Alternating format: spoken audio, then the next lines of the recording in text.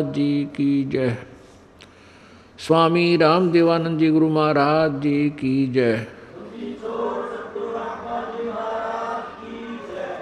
सर्व संतों की जय, सर्व भक्तों की जय, धर्मी पुरुषों की जय, श्री काशी धाम की जय, श्री छुडानी धाम की जय, श्री करौथा धाम की जय, श्री बरवाला धाम की जय। सत साहिब ग्रीम नमो नमो सतपुरुष को नमस्कार गुरु की नहीं। सुर नर मुनि जन साधुआ संतों सर्वसदी नहीं। सतगुरु साहेब संत सब डंडो तम प्रणाम। आगे पीछे मध्य हुए तिनको जा कुर्बान। नराकार निर्विषम काल जाल वैबंधनम निर्लेपम निज निर्गुणम। अकल अनोबेशोन्धनम सोहम सुरति समाप्तम सकल समाना निरतलय। उज्ज्वल हिरंबर हरदमम बेपरवा अथाह वार पार नहीं मध्यतम। गिव जो सुमरै सिद्ध होई गणनायक गलताना। करो अनुग्रह सोई पारस पद परवाना। आदि गणेश मनाऊं गणनायक देवन देवा। चरण कमल लो लाऊं आदंत करूं सेवा। परम शक्ति संगीतम रिद्धिदाता सोई। अवगत गुण अतीतम सत्य पुरुष निर्मोही। जगदम्बा जगदीशम मंगल रूप मुरारी। तन मन अर्पुं शीशम भक्ति मुक्ति भंडारी। सुर नर मुनि जन ध्यावे ब्रह्मा विष्णु महेशा। शेष सहस मुख गावे पूजे आदि गणेशा। इंद्र कुबेर सरीखा वरुण धर्म राय ध्यावे। समर्थ जीवन जी का मन इच्छा फल पावे। 33 कोटि आधारा जावे शेष 88। उतरे भव जल पारा कट है यम की फांसी। 33 कोटि आधारा जावे शेष 88। उतरे भव जल पारा कट है यम की फांसी। कर जोरूं विनती करूं धरूं चरण पर शीश। गुरु जी राम देवानंद जी महाराज ने दियो नाम बख्शीश। कोटि कोटि सिजदा करूं कोटि कोटि प्रणाम। चरण कमल में राखियो मैं बांदी जाम गुलाम। कुत्ता तेरे दरबार का मोतिया मेरा नाम। गले प्रेम की जेवड़ी जाखे चोभा जाऊं मैं। तो करो तो बावड़ू दूर दूर करो तो जाऊं। जो राखो तो ही रहूं जो देवो सो खाऊं।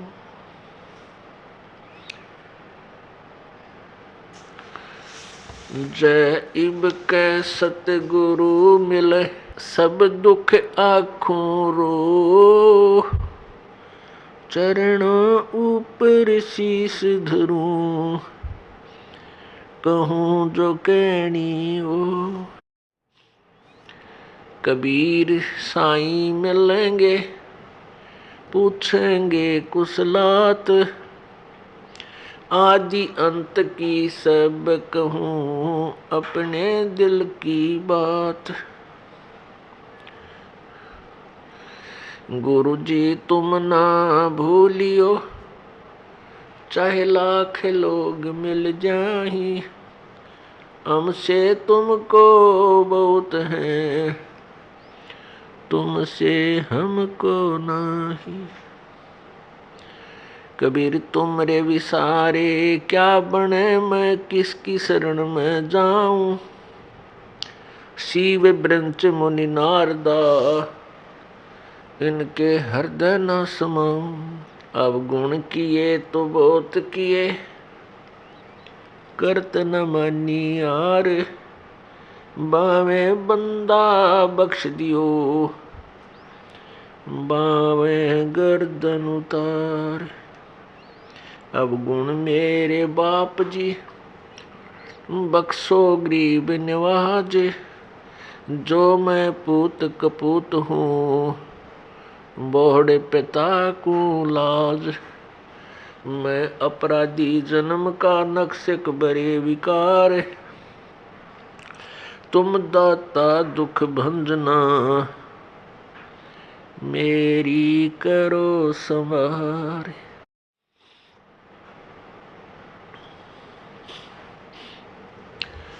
राम नाम रटते रहो, राम नाम रटते रहो, जब तक घट में प्राण। कबहू तो दीन दयाल के, बनक पड़ेगी कान। पूर्ण ब्रह्म कृपा निदान, सुन के सो करतार।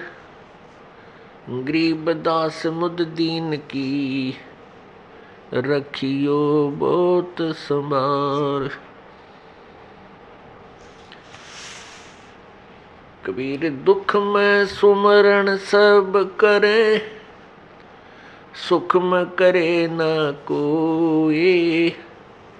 जे सुख में सुमरण करे, तो दुख काहे को होवे।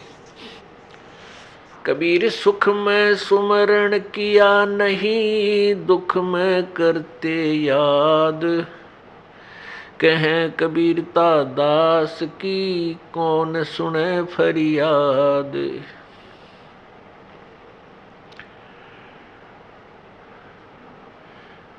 गरीब राम नाम निज सार है, राम नाम निज मूल।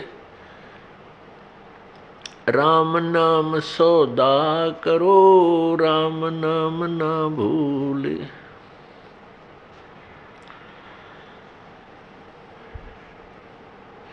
पृथ्वीपति चकवे गए, जिनके चक्र चलंत। रावण सरीखे कौन गिने, ऐसे गए अनंत। सर्व सोने की लंका होती, रावण से रणधीरम। एक पलक में राज बिराजीवो, जम के पड़े जंजीरम। मन तू सुख के सागर बसरे, भाई और न ऐसा यस रे। मन तू सुख के सागर बसरे, भाई और न ऐसा यस रे। दुर्योधन से राजा होते, संग इकोतर भाई। दुर्योधन से राजा होते, संग इकोतर भाई। 11 अक्षौणी संग चले थिया, देही गीद ना खाई। मन तू सुख के सागर बसरे, भाई और न ऐसा यस रे। मन तू सुख के सागर बसरे, भाई और न ऐसा यस रे। उदय अस्त बिच चक्र चले थे, ऐसी जन ठकुराई। उदय अस्त बिच चक्र चले थे, ऐसी जन ठकुराई। कपिल मुनीश्वर कल्प करी, जब खोज न पाया राई। मन तू सुख के सागर बसरे, भाई और न ऐसा यस रे। मन तू सुख के सागर बसरे, भाई और न ऐसा यस रे। 60,000 सगड़ के होते, कपिल मुनीश्वर खाए। 60,000 सगड़ के होते कपिल मुनीश्वर खाए। एक सुपुत्र उतान पात का वो परमात्म पद पाए। मन तू सुख के सागर बसरे भाई और न ऐसा यस रे। मन तू सुख के सागर बसरे भाई और न ऐसा यस रे। भाई काशीपुरी कबीरा होते ताही लखोरे बाई। काशीपुरी कबीरा होते ताही लखोरे बाई। केसों से बन जा रे जिसके 9 लख बालद आई। मन तू सुख के सागर बसरे भाई और न ऐसा यस रे। मन तू सुख के सागर बसरे भाई और न ऐसा यस रे। परमपिता परमात्मा पूर्ण ब्रह्म सर्व सृष्टि रचनहार कुल मालिक वासुदेव सर्वगतम ब्रह्म परम अक्षर ब्रह्म, ये वही परमात्मा है जो बनारस में भारतवर्ष की पवित्र धरती पर काशी शहर में सन 1398 संवत 1455 ज्येष्ठ सुदी पूर्णमासी को लहर तारा तालाब में विकसित कमल के फूल पर एक नवजात शिशु रूप धारण करके विराजमान हुए, अपने सतलोक से चलकर आए और वो कबीर नाम से प्रसिद्ध हुए। जुलाहा कबीर, ये वो पूर्ण ब्रह्म है, सर्व सृष्टि रचनहार है। अंगारी बम्भारी, अंगारी माने पाप नाशक, बम्भारी माने बंधनों का शत्रु अर्थात बंदी छोड़। ये वेद प्रमाण देते हैं। यजुर्वेद अध्याय नंबर 5 के श्लोक नंबर 32 में कबीर अंगारी असी बम्भारी असी शवर ज्योति रतधामा असी। रतधामा सवर ज्योति असी। रतधाम का अर्थ होता है सतलोक में रहने वाला, सतलोकवासी, सतलोक का मालिक, सतलोक वाला। सवर ज्योति माने स्वयं प्रकाशित, और अंगारी माने पाप का शत्रु, अरि माने शत्रु, अग माने पाप, और बम्भारी माने बम्भर माने बंधन, अरि माने शत्रु। बंधनों का शत्रु, कर्म के बंधन, पाप काल के बंधन को नाश करने वाला, काटने वाला, काल के बंधनों से छुड़ाने वाला, वो बम्भारी कबीर असी,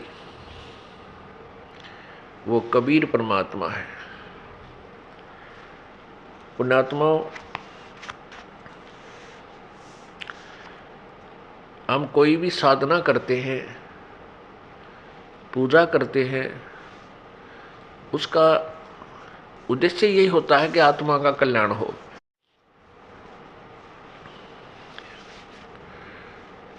और फिर हमारे संसारिक जीवन में, हमारे संसार के अंदर संसारिक कार्य, इस मनुष्य जीवन में जो हमारे ऊपर आने वाली आपदाएं हैं वो भी टले।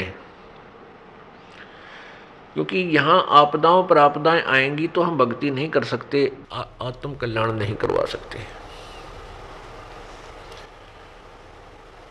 फिर हमने ये सेलेक्ट करना है, ये चुनना पड़ेगा कि वो कौन प्रभु है जो हमारे प्रारब्ध में, किस्मत में लिखे हुए संकटों को समाप्त कर सके, नाश कर सके, अक्षमा कर सके। अब कष्ट संकट किस लिए आते हैं, दुख किस लिए आता है और सुख किस कारण से होता है? सर्वविदित है कि सुख पुण्य से होता है और दुख पाप से होता है। तो पुण्यात्माओं, जो हमारे पूर्व जन्म के किए हुए कष्ट हैं, दुख, किए हुए पाप हैं, उनके कारण हम संकटों से घिर जाते हैं। और ये हमें मालूम है कि भगवान संकट मोचन है। उस संकट मोचन से हम फिर अपने संकटों के निवारण के लिए चेष्टा करते हैं। फिर हमें ये भी पता है कि परमात्मा का मार्ग, हमारे संकटों का मोचन जो है संतों द्वारा ही होता है, ईश्वरीय शक्ति से। इसलिए हम संतों की तलाश में फिर चलते हैं। और कुछ दंत कथाएं सुनी होती हैं, कोई मंदिर जाता है, कहते हैं उस मंदिर में जाने से संकट निवारण होता है। कोई किसी मज़ार पर जाता है, किसी पीर की मंडी पर जाता है कि वहाँ जाने से संकट निवारण होते हैं। कोई किसी तालाब, जोहड़ में या दरिया में स्नान करने जाता है कि उसमें स्नान करने से संकट मोचन होता है, कष्ट निवारण होते हैं। इन सभी श्रुतियों से, इन सब सुनी सुनाई बातों से हम अपने संकट के निवारण के लिए प्रयत्नशील रहते हैं। हमें मालूम है कि परमात्मा हमारे दुखों का निवारण करता है। उस उद्देश्य से हम घर से निकलते हैं। जिसको जैसा भी ज्ञान होता है, कोई मंदिर में जाता है, कोई मस्जिद में, कोई गुरुद्वारे में, कोई चर्च में, कोई किसी तीर्थ धाम पर जाता है, कोई किसी तालाब पर स्नानार्थ जाता है, और कोई संतों के पास जाता है।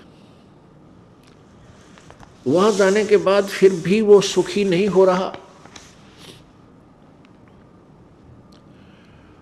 उसका कारण क्या है? सबसे पहले हमने ये जानना होगा, जिस संत के पास आप जाते हो वो आपको कोई ना कोई जंतर मंत्र, भक्ति साधना का अवश्य बताता है कि आप ऐसे करो, आपका कष्ट निवारण हो जाएगा। तो जो दुखी है, जैसे कोई रोगी वैद्य के पास जाता है, वैद्य उसको जो दवाई देता है, औषधि देता है, वो उसको खाता है और बताए अनुसार सारी परहेज रखता है, और फिर भी उसको आराम नहीं हो रहा तो डॉक्टर ठीक नहीं, वो दवाई सही नहीं लगी तेरी, वो डॉक्टर ठीक नहीं, वो वैद्य ठीक नहीं, उसको ज्ञान नहीं है, आपकी बीमारी से, रोग से परिचित नहीं है। तो क्या करते हैं? फिर दूसरे वैद्य के पास जाते हैं, फिर तीसरे के पास जाते हैं। जब तक रोग नहीं कटेगा तब तक आप चैन से बैठ नहीं सकते, और न ही बैठना चाहिए। अब कुछ पुण्यात्माएं संतों के पास चले गए, किसी को 2 वर्ष हो गए, किसी को 10 वर्ष, किसी को 20 वर्ष। आपत्तियां ज्यों की त्यों बनी हुई हैं। कुछ पुण्यात्मा केवल परमात्मा प्राप्ति यानी अपना आत्म कल्याण समझकर वहां गए उन संतों के पास कि गुरु बिन मोक्ष नहीं होता। ये भी उनको ज्ञान हुआ कि गुरु अवश्य होना चाहिए, गुरु बिन भक्ति भी नहीं बन सकती। ये भी तथ्य है, सत्य है। लेकिन गुरु पूरा हो, अधूरे गुरुओं से, नीम हकीम वैद्यों से स्वासथ्य प्राप्त नहीं हो सकता, रोग कट नहीं सकता। इसलिए हम जो पुण्य आत्मा थी वो इन संतों के पास पहुंच गए। लाखों और करोड़ों की संख्या में वहां जन समूह एकत्रित हो गया। अब वहां उनको लाभ नहीं हो रहा। जैसे जब तक जीव के पुण्य, पूर्व जन्म के पुण्य चलते हैं, तब तक वो किसी भी साधना को कर रहा है, किसी भी संत के पास वो गया हुआ है, उसके पूर्व जन्म के पुण्यों से अच्छा लाभ मिल रहा है, वो सुखी है। जैसे किसी का अच्छा कारोबार चल रहा है, घर में संतान बेटा बेटी हो गए, फिर उनकी पढ़ाई अच्छी होगी, उनको अच्छी नौकरियां मिल गई, अच्छे स्थानों पर उनका विवाह संस्कार हो गया, तो वो भक्त उन संतों के पास था, तो उसने ये सोचा कि जो गुरुजी ने मुझे मंत्र दे रखा है इससे मुझे लाभ हुआ, और उसी गुरुजी के पास ऐसे भी व्यक्ति हैं जो दुखी गए थे और उससे भी और दुखी हो गए, वही साधना वही भक्ति वो कर रहे हैं। क्योंकि उन जिनके सर्व सुख थे, सब कार्य ठीक हुए, उनके पूर्व जन्म के पुण्य उनके साथ थे, और जिनको लाभ पहले ही नहीं था वो और भी चले गए, वहाँ जाने के बाद और भी दुखी हो गए, तो उनका पुण्य पूर्व जन्म का नहीं था, पाप उन्हें भोगने ही पड़ रहे हैं। तो फिर वो संत उनको क्या कहते हैं? जो दुखी थे और सुख नहीं हुआ, उनको कहते हैं कि तुम्हारे प्रारब्ध का जो भोग है ये तो भाई भोगना ही पड़ेगा। भक्ति करो, आगे वाले जीवन में तुम सुखी हो जाओगे। पुण्यात्माओं, जब वो संत ये कह देते हैं कि तुम्हारे प्रारब्ध का जो भोग है वही तुम्हें मिलेगा, तुम्हारे प्रारब्ध में, तुम्हारी किस्मत में पुण्य है तो सुख मिलेगा, पाप है तो दुख मिलेगा ही मिलेगा,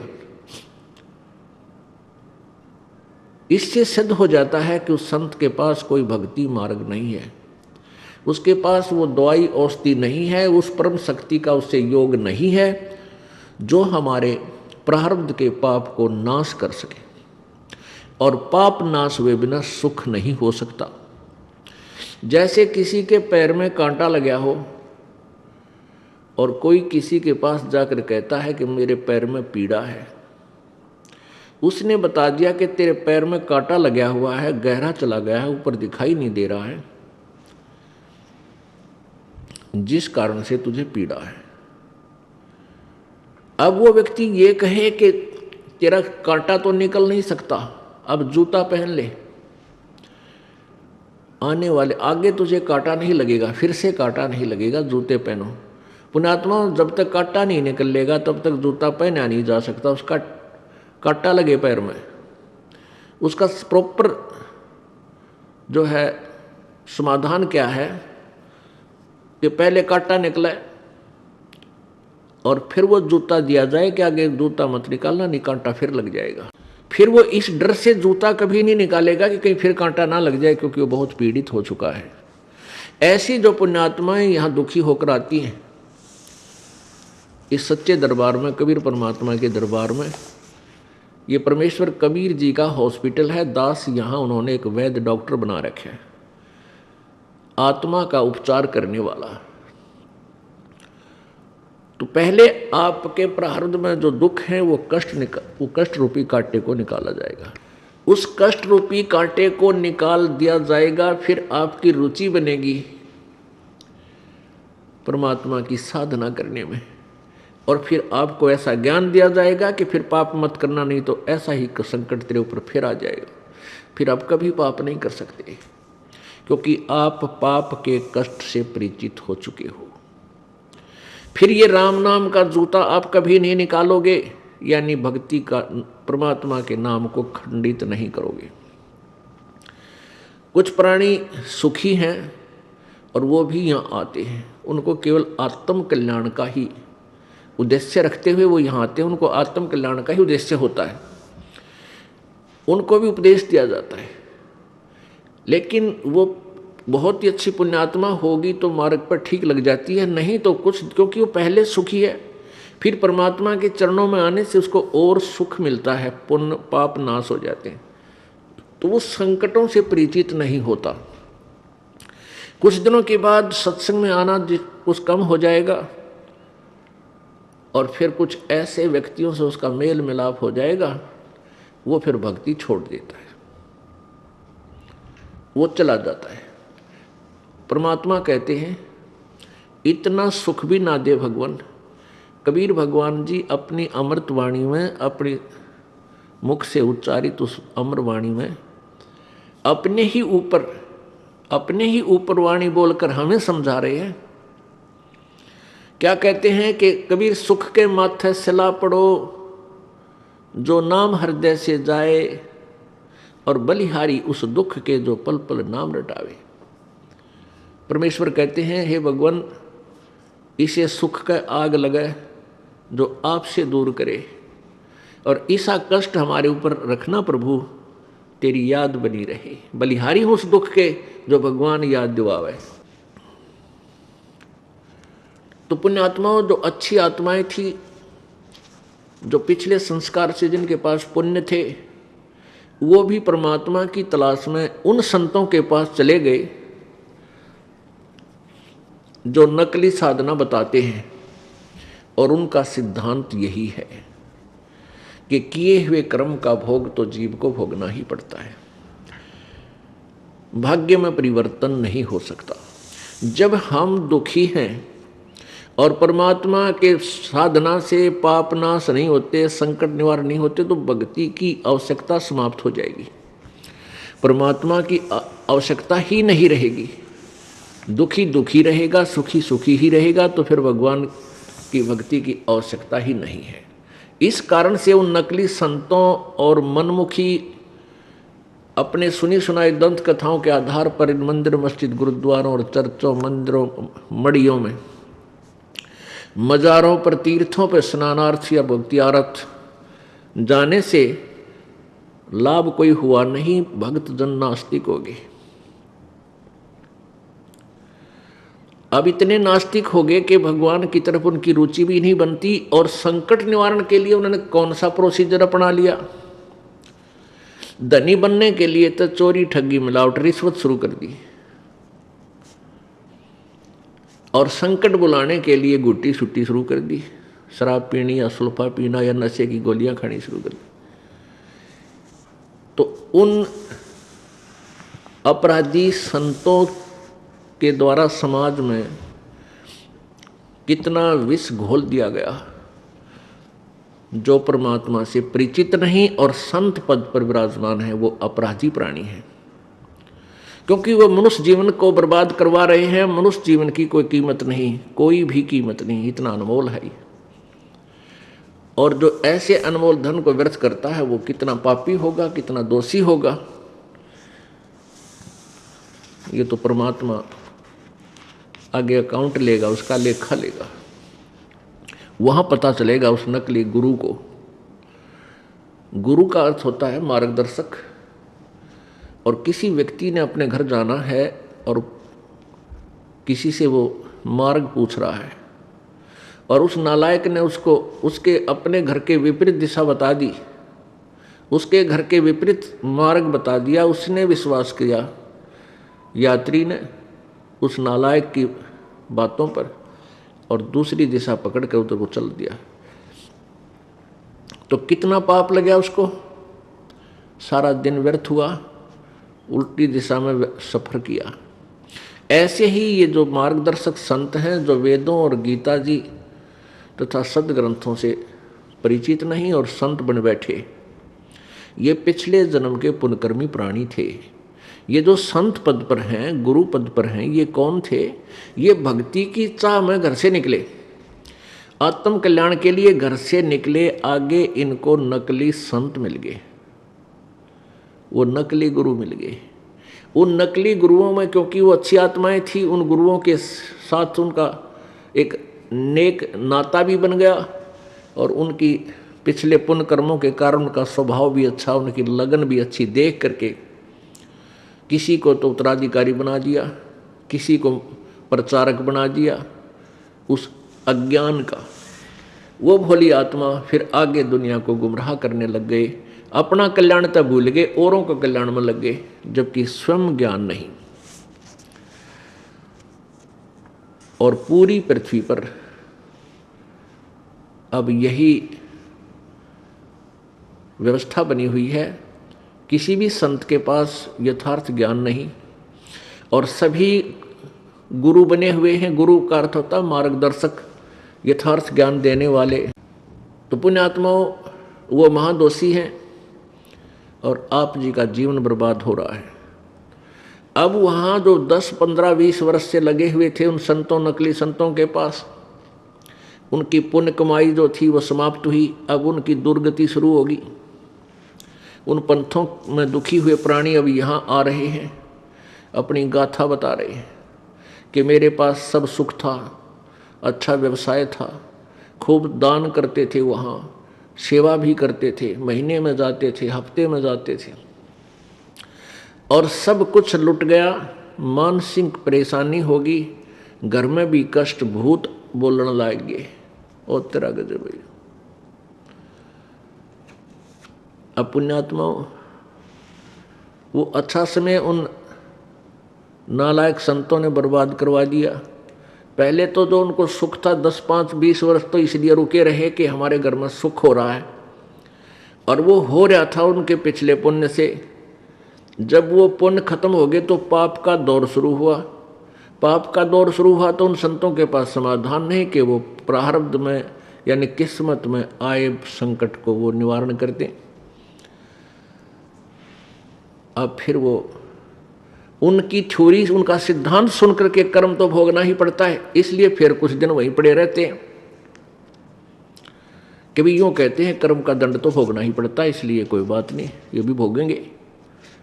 तो पुण्यात्मा, इस काल भगवान ने अपने नकली संत भेज के, नकली संदेशवाहक दूत भेज करके पूरे रूप से पूर्ण मानव को अज्ञान से परिपूर्ण कर दिया और भक्ति से भगवान से कोसों दूर कर दिया। अब इस दास के सामने यही समस्या आ रही है कि सभी संत सदग्रंथों के विपरीत ज्ञान दे रहे हैं, विपरीत समाधान बता रहे हैं, और इस विषय में केवल एक ही दास है, ये सबको सत्य ज्ञान देता है, शास्त्र अनुकूल साधना बताता है। तो दूसरे संत जन इससे क्षुब्ध होते हैं कि वो हमारी आलोचना करता है। आलोचना करना तो पाप है, लेकिन सत्य कहना पुण्य होता है। कहते हैं सत्य बराबर पुण्य नहीं और झूठ बराबर पाप। जो सत्य कहते हैं उनको बहुत पुण्य होता है, जो झूठ बोलते हैं, झूठा ज्ञान देते हैं, झूठा मंत्र, रॉन्ग मंत्र देते हैं, उन जैसा पाप नहीं, उनको महापाप है।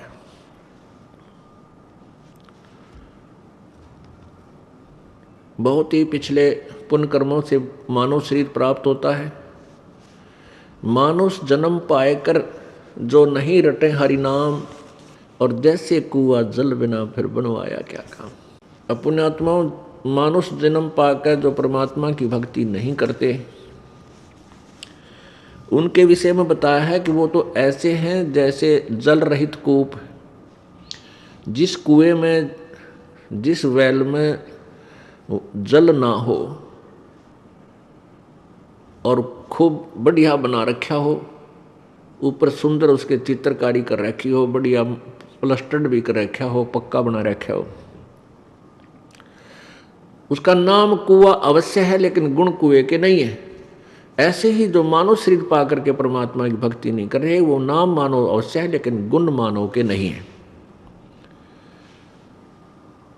अब जो भक्ति कर रहे हैं वो ये सोचकर कर रहे हैं कि हम सही भक्ति कर रहे हैं। इसका निर्णय कैसे होगा कि हम भक्ति सही कर रहे हैं, गलत कर रहे हैं? अब ये दास कहता है कि सब विश्व में सभी संतों के पास, किसी भी संत के पास यथार्थ भक्ति मार्ग नहीं है। तो ये कह देने से बात नहीं समाप्त होती, ये आपको प्रमाण देने पड़ेंगे कि वो संत ये साधना बताता है, वो संत ये साधना बताते हैं, वो संत ये साधना बताते हैं, उस पंथ में ऐसा मार्गदर्शन है, और हमारे सदग्रंथों में ये मार्ग लिखा है। पुण्यात्माओं, कोई भी वस्तु है, किसी का हम पैमाइश करते हैं, किसी की तुलना करते हैं, तो उसका कोई आधार मानना होता है। हमने अपने भक्ति मार्ग के इस प्रोसीजर को, इस मेथड को आधार माना है सदग्रंथों को। सदग्रंथों में कौन कौन से हैं? पवित्र चारों वेद और पवित्र पांचवा वेद जो है वो सूक्ष्म वेद, जिसके विषय में गीता जी अध्याय नंबर 4 के श्लोक नंबर 32 में 32 में कहा है। उसमें क्या कहा है कि जैसे गीता जी अध्याय नंबर 4 के श्लोक नंबर 25 से लेकर 31 तक केवल इतना ज्ञान दिया गया है कि कोई ऐसे साधना करता है, कोई तीव्र अहिंसा व्रत रखता है, जैसे मुँह पर पट्टी बांध ली, नंगे पैरों चलना, और कुछ देवताओं की पूजा करते हैं, कोई केवल योग आसन करते हैं, कोई प्राणायाम करते हैं, कोई श्वास उश्वास की क्रियाओं पर ही विश्वास रखते हैं, कोई शब्द आदि से अपनी इंद्रियां हटा लेते हैं इन विकारों से, यानी संयमी बनने से ही अपने आप को मान लेते हैं हम सत साधना कर रहे हैं। यानी ये जो भी साधना जैसी करता है, अपनी साधना को, अपनी क्रियाओं को वो पाप नाशक जानते हैं। यानी उनको ये समझ रहे हैं कि हम जो साधना करेंगे पाप नाशक है, इसलिए तो वो कर रहे हैं ना, तो छोड़ दे उनको। तो चौथे अध्याय के 32वें श्लोक में कहा है कि इसी प्रकार के बहुत विस्तार से और भी भक्ति के साधन उस परमात्मा के सच्चिदानंद घन ब्रह्मणे मुखे यानी सच्चिदानंद घन ब्रह्म के मुखारविंद से उच्चारित उस मुख्य ज्ञान में, अर्थात सूक्ष्म वेद में, 5वें वेद में विस्तार से कहे गए। और उनको कर्म जान, यानी वो करने से ही बनेंगे, कहने से नहीं। यानी क्रिया उनकी जो काम करते करते अपना सिंपल वेत है, साधारण ढंग से, जैसे आप गृहस्थी हैं या कोई जैसा भी है, अपना मतलब हठ योग से नहीं, जैसे जंगल में जाकर बैठ गए समाधि ला ली तप करने लग गए, कहते उससे नहीं। वो तो अपना साधारण क्रियाएं करते हुए और सहज मार्ग है वो। तो यह गीता जी के अनुवादकर्ताओं ने यहाँ ब्रह्मणे का अर्थ वेद कर दिया और मुख्य का अर्थ वाणी कर दिया, ये गलत किया। गीता जी अध्याय नंबर 17 के श्लोक नंबर 23 में ब्रह्मणे का अर्थ लिखा है सच्चिदानंद घन परमात्मा, सच्चिदानंद घन ब्रह्म। तो यहाँ भी हम ब्रह्मणे का अर्थ सच्चिदानंद घन ब्रह्म कहें और मुख्य माने उनके वाणी में, सच्चिदानंद घन की वाणी में बहुत विस्तार से कहे गए हैं। तो इससे सिद्ध है कि गीता ज्ञान दाता किसी अन्य भगवान के बारे में कह रहा है, अपने से अलग, और उनके द्वारा उसके मुखारविंद से उच्चारित ज्ञान में सब प्रकार के वो साधनाएं और उन कौन सी साधनाएं ठीक हैं कौन सी गलत हैं, ये सब निर्णायक ज्ञान उसमें उस 5वें वेद में दिया है, सच्चिदानंद घन की वाणी में। तो पुण्यात्माओं, हमने आधार माना है पवित्र चारों वेदों को और पवित्र ये सच्चिदानंद घन की वाणी को, यानी कबीर वाणी को और पवित्र श्रीमद् भगवत गीता को, पवित्र 18 पुराणों को, इनको आधार मान करके हमने भक्ति ज्ञान और भक्ति विधि आपको बताई, जिसको हम सत्य कहते हैं कि ये सच्ची साधना है। और यही साधना हमारे गुरुदेव ने हमें इस दास को पहले ही दे रखी थी, जब तक हमने वेदों और गीता को देखा भी नहीं था। उन्होंने कहाँ से दिया था हमें वो भक्ति मार्ग? सच्चिदानंद घन की वाणी मत है, यानी उस परमेश्वर की वाणी, कबीर वाणी से वो ज्ञान, उस आधार से हमें भक्ति दी थी जो आज उसमें विद्यमान है। और उसका समर्थन फिर सभी सदग्रंथों ने किया। तो जो अन्य संत हैं वो कोई भी आधार मानकर नहीं चले हैं। यदि उन्होंने आधार किसी को माना है, जैसे कोई गीता जी को ही श्रेष्ठ शास्त्र मानता है, तो उसने इस गीता जी अनुसार साधना नहीं बता रखी, गीता जी के विरुद्ध साधना बता रखी। तो जो गीता जी को सत्य मानता है वो है तो अच्छी आत्मा, लेकिन गीता जी हमें क्या मार्गदर्शन करती है, कौन सा मंत्र जाप करने को कहती है, वो मंत्र ना दे करके किसी और ही मंत्र दे रखा है।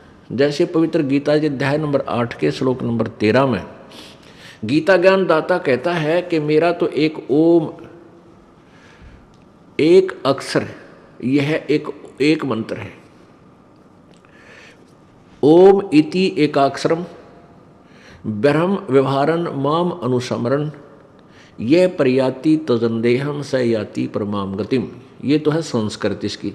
इसका अनुवाद ये है कि मेरा माम ब्रह्म, मुझ ब्रह्म का केवल एक ओम अक्षर है, उच्चारण करके सुमन करने का, और जो अंतिम श्वास तक यानी शरीर त्यागते समय तक इस ओम का सिमरण करता हुआ जाता है तो स याति परमाम गतिम, वो परम गति को प्राप्त होता है मेरे सतर की। क्योंकि गीता ज्ञान दाता ब्रह्म है और ब्रह्म की साधना के विषय में गीता जी बता रही है। गीता जी में और कोई मंत्र जाप करने का नहीं है पूरी गीता में। और ये गीता ज्ञानदाता अपने सत्र की साधना बता रहा है कि मेरी साधना करनी है तो ये मंत्र है, नथिंग एल्स। और गीता जी अध्याय नंबर 8 के श्लोक नंबर 1 में अर्जुन ने पूछा कि हे भगवान, आपने गीता अध्याय नंबर 7 के श्लोक नंबर 29 में 29 में जिस तत्ब्रह्म की व्याख्या की है, तत्ब्रह्म के बारे में कहा है कि उस तत्ब्रह्म को और सारे अध्यात्म ज्ञान को और समझने के बाद साधक इस यहाँ की किसी वस्तु की इच्छा नहीं करता, केवल जरा और मरण से छूटने का ही प्रयत्न करता है। तो वो कौन है वो तत्ब्रह्म? गीता जी अध्याय नंबर 8 के श्लोक नंबर 1 में पूछा कि किम तत्ब्रह्म किम अध्यात्म किम अधिभूत पुरुषोत्तम, अधिदेव अध्यात्म किम। तो उसका उत्तर दिया 8वें अध्याय के 3 ही श्लोक में कि वो परम अक्षर ब्रह्म है। यानी वो गीता ज्ञान दाता से कोई और है और वो परम अक्षर ब्रह्म है। एक तो ब्रह्म, एक अक्षर ब्रह्म और एक परम अक्षर ब्रह्म। पुणात्माओं, ये सदग्रंथ संस्कृत में होने के कारण हमारे लिए पाठ हो रहे थे और संस्कृत पढ़ने वाले चंद व्यक्ति होते थे, वो समझ नहीं सके क्योंकि उनके पास मास्टर की नहीं थी। वह मुख्य चाबी, मुख्य ज्ञान कबीर जी का वो 5वां वेद नहीं था, तत्व ज्ञान उनके पास नहीं था। तो अब वो गीता ज्ञान दाता किसी परम अक्षर ब्रह्म, परम माने श्रेष्ठ, अक्षर माने अविनाशी, ब्रह्म माने भगवान। ब्रह्म का अर्थ परमात्मा होता है। यदि ये और नकली ब्रह्म ना होते तो एक ब्रह्म शब्द काफी था, सुफिशिएंट था, पर्याप्त था। लेकिन ये और ब्रह्म है और भगवान है, स्वामी है, मालिक है, प्रभु हैं, इसलिए परम अक्षर ब्रह्म कहा गया। जैसे गीता जी अध्याय नंबर 15 के श्लोक नंबर 1 से लेकर 4 में उसमें बताया गया कि उल्टा लटका संसार रूपी वृक्ष है, जिसके ऊपर न तो पूर्ण परमात्मा है रूपी जड़ समझो और बाकी तीनों गुण रूपी शाखा, रजगुण ब्रह्मा सतगुण विष्णु तमोगुण शिव। प्रथम मंत्र 15 में जाएगा, प्रथम मंत्र में बताया है। और चौथे में फिर कहा कि जब तत्वदर्शी संत मिल जाता है उसके पश्चात उस परम पद परमेश्वर की खोज करनी चाहिए। उस परमेश्वर के परम पद की खोज करनी चाहिए जहां जाने के बाद जीव लौटकर फिर संसार में कभी नहीं आते, अर्थात पूर्ण मोक्ष प्राप्त करते हैं। गीता ज्ञानदाता अपने बारे में कहता है 4 अध्याय के 5वें श्लोक में, अर्जुन तेरे और मेरे बहुत जन्म हो चुके हैं, तू नहीं जानता मैं जानता। फिर 9वें श्लोक में कहा है 4 अध्याय के में कि मेरे जन्म और कर्म अलौकिक है। इससे सिद्ध है कि गीता ज्ञानदाता जन्मता है और मरता भी है, क्योंकि मेरे और तेरे जन्म बहुत ओलिए। गीता अध्याय नंबर 10 के श्लोक नंबर 2 में स्पष्ट किया है गीता ज्ञानदाता ने कि मेरी उत्पत्ति को, मेरे जन्म को ये देवता और ऋषि और ये सिद्ध नहीं जानते, क्योंकि ये मेरे से उत्पन्न हुए। इससे भी सिद्ध होता है कि गीता ज्ञानदाता यानी ब्रह्म का भी जन्म हुआ है। ज्योति निरंजन काल है ये, इसका भी जन्म हुआ, लेकिन इससे उत्पन्न ब्रह्मा विष्णु महेश और अन्य ऋषि देवता ये ब्रह्म के जन्म को नहीं जानते, डेट ऑफ बर्थ को नहीं जानते। अब ब्रह्म का पिता बता सके है कि इसका जन्म कब हुआ। जैसे दादा, बच्चे अपने पिता के जन्म को नहीं जान सकते कब हुआ था, दादाजी बता देगा, उसकी डेट ऑफ बर्थ बता देगा किस दिन हुआ था तुम्हारा पिताजी। तो ऐसे पूर्ण परमात्मा कबीर जी ने आके बताया है, वो उनका सबका, हमारा सबका दादा है।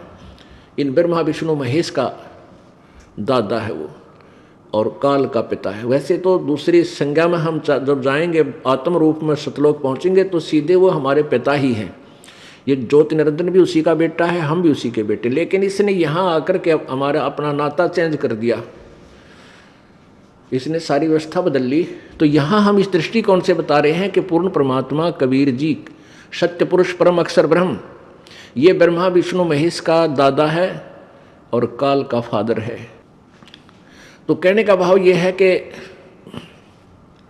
गीता ज्ञान दाता अपना मंत्र बता रहा 8वें अध्याय के 13वें श्लोक में, और फिर कह रहा है कि परम अक्षर ब्रह्म उसकी साधना करने से फिर कभी लौट कर 15वें अध्याय के 1 से 4 चौथे श्लोक में कहा कि जब तत्वदर्शी संत तुझे मिल जावे, जिसके विषय में चौथे अध्याय के 34वें श्लोक में कहा गया है। तत्वदर्शी संत की खोज कर, चौथे अध्याय के 34वें श्लोक में कहा है कि तत्वदर्शी संत की खोज करो, और उनसे फिर उस चौथे अध्याय के 32वें श्लोक में जिस परम अक्षर ब्रह्म सच्चिदानंद घन की वाणी यानी उस तत्व ज्ञान के विषय में कहा है कि उसमें विस्तार से ज्ञान दिया हुआ सच्ची भक्ति का, पूर्ण मोक्ष मार्ग का। तो चौथे अध्याय के 34वें श्लोक में गीता जी में कहा कि उस तत्व ज्ञान को जो सच्चिदानंद घन की वाणी में है, उसको किसी तत्वदर्शी संतों के पास जाकर समझ, उनको दंडोत प्रणाम करने से, कपट छोड़ करके प्रश्न करने से वह तत्वदर्शी संत तुझे सतमार्ग बतावेंगे। तो यहाँ 15वें अध्याय के चौथे श्लोक में कहा है कि जब तुझे इस संसार रूपी वृक्ष का पूर्ण ज्ञान हो जा, और वो पूर्ण ज्ञान कौन कराएगा? तत्वदर्शी संत कराएगा। तत्वदर्शी संत की पहचान क्या है? 15वें अध्याय के प्रथम ही श्लोक में गीता जी में कहा है कि जो उल्टे लटके हुए संसार रूपी वृक्ष के सभी पार्ट्स ऑफ द ट्री, यानी सभी वृक्ष के सभी विभाग बतावे, वो तत्वदर्शी संत है, स वेदवित।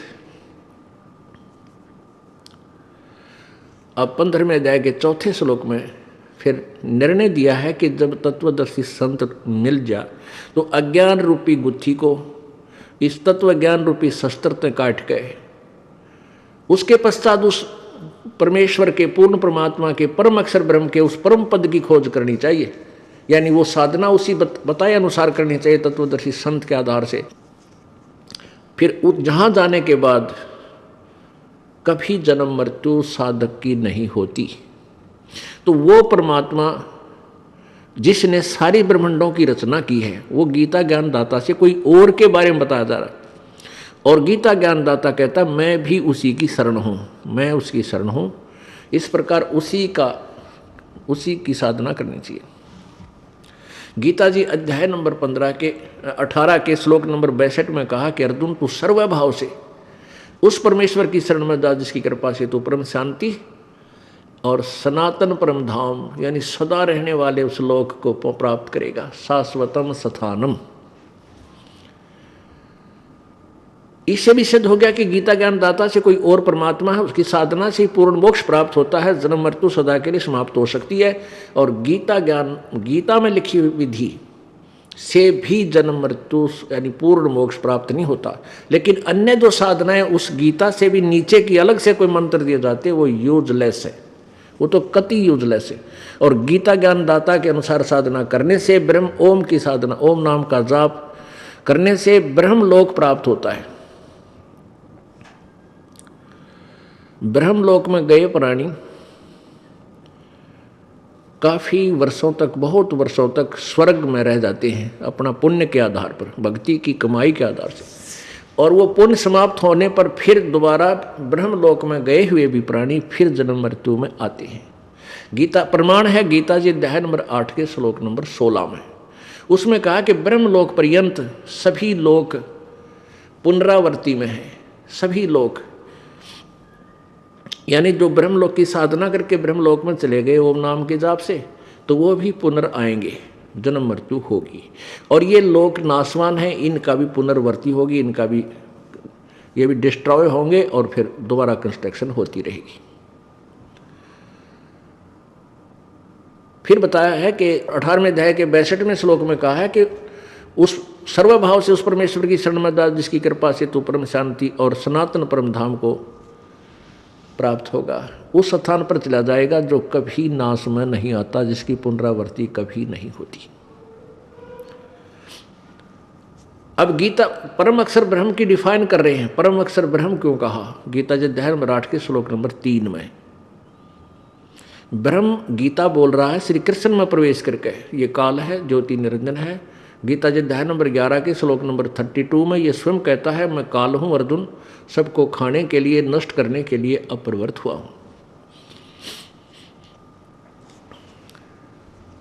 तो ये ब्रह्म कह रहा है कि 8वें अध्याय के 3रे श्लोक में कि जिसके विषय में 7वें अध्याय के 29वें श्लोक में जिस तत्ब्रह्म उस भगवान उस परमेश्वर के विषय में बताया है वो परम अक्षर ब्रह्म है। 8वें अध्याय के 3 श्लोक में फिर क्या बताता है कि वो परम अक्षर ब्रह्म क्यों कहा? परम एक ब्रह्म माने भगवान, जैसे प्रभु माने स्वामी, राम कहो, प्रभु कहो, गॉड कहो, ईश कहो। ईश माने मालिक, स्वामी भगवान, ईश्वर, जो इन भगवानों से भी श्रेष्ठ हो। इससे सिद्ध है कि ईश से ऊपर भी कोई और श्रेष्ठ प्रभु है। ईश्वर उसका स्वामी है, उसका मालिक है। और परमेश्वर यानी ईश्वर से भी श्रेष्ठ कोई और है, वो परमेश्वर जो है उसको परम अक्षर ब्रह्म कहते हैं, परमेश्वर को। तो परमेश्वर जो है उसको परम अक्षर ब्रह्म इसलिए कहा गया क्योंकि ये और भी भगवान है, लेकिन ये अक्षर पुरुष नहीं है, ये अविनाशी नहीं है। जैसे यहाँ गीता जी अध्याय नंबर 15 के श्लोक नंबर 16-17 में ये निर्णय हो जाएगा 3 भगवानों का, 3 ब्रह्मों का, 3 पुरुषों का। पुरुष कहो, ब्रह्म कहो। पुरुष माने परमात्मा, सत्य पुरुष, अविनाशी प्रभु, सच्चा मालिक।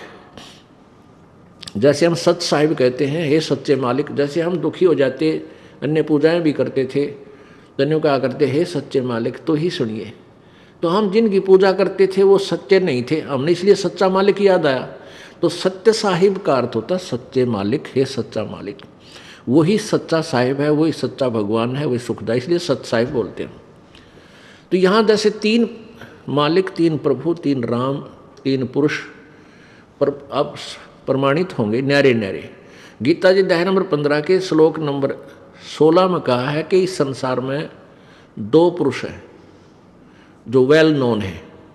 इन दोनों इस श्लोक में 2 भगवान प्रसिद्ध हैं, एक क्षर पुरुष, एक अक्षर पुरुष। अक्षर पुरुष एक तो अक्षर पुरुष, एक अक्षर पुरुष, या शुद्ध हिंदी है क्षर पुरुष। हम सीधा बोल दें क्षर पुरुष। क्षर माने जिसका नाश हो, क्षर माने राख। क्षार का बिगड़ा हुआ, क्षर का अर्थ क्षार बन गया। क्षार माने राख, यानी जो नाशवान हो, अक्षर ब्रह्म, अक्षर पुरुष, क्षर पुरुष, फिर अक्षर पुरुष, ये 2 भगवान।